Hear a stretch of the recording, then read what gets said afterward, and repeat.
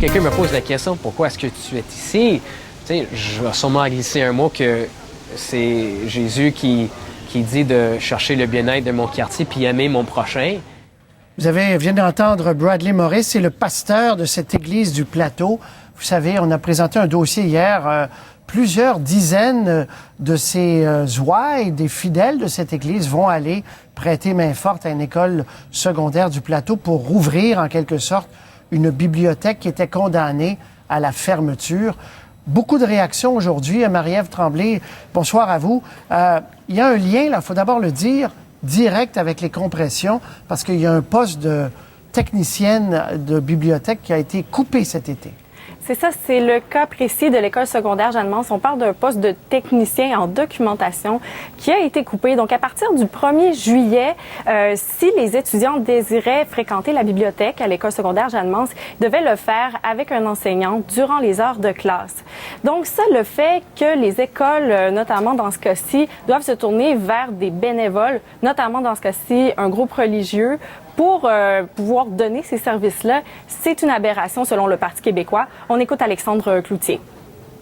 Oui, qu'effectivement, c'est une aberration de notre système. Je peux pas croire qu'on est rendu si loin dans les coupures qu'on est obligé de demander à ce qu'un orthopédagogue soit financé par un groupe religieux, qu'on soit obligé de demander à un groupe religieux de s'occuper d'une bibliothèque.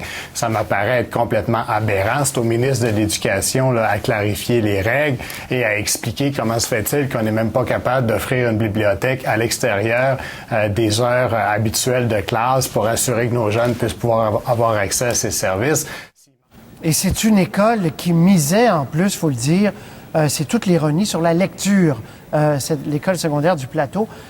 Et les associations de parents qui ont réagi aussi. Notamment le comité de parents de la commission scolaire de Montréal. La porte-parole dit qu'il y a un besoin, il reconnaît un besoin criant dans les écoles. Donc, les bénévoles sont les bienvenus.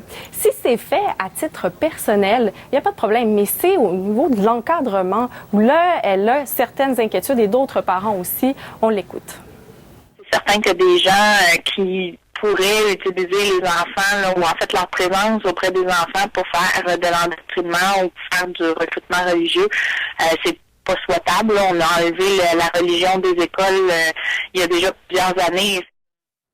Le ministre de l'Éducation, François Blais, n'était pas disponible pour nous accorder une entrevue aujourd'hui, mais il a quand même réagi au reportage que nous avons présenté hier. Il nous a envoyé une note, en fait, son cabinet dit « Évidemment, il n'y a pas de place au prosélytisme dans nos écoles. Les bénévoles doivent travailler dans le cadre de la mission de l'école. Ceci étant, la commission scolaire et l'école sont responsables de s'en assurer. » Parce que dans ce cas-là, et on va conclure là-dessus, Marie-Ève, il y a vraiment plusieurs dizaines de jeunes qui viennent de cette église-là. C'est pas un peu de bénévoles de là, un peu de là, un peu de là. Il n'y a pas une diversité de bénévoles.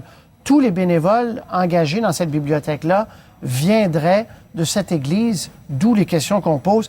Et je termine en disant qu'on a bien sûr demandé, j'aurais voulu avoir une entrevue avec Catherine Harel-Bourdon, la présidente de la commission scolaire de Montréal, puis on ne veut plus manifestement parler de ce sujet-là. Voilà. Merci.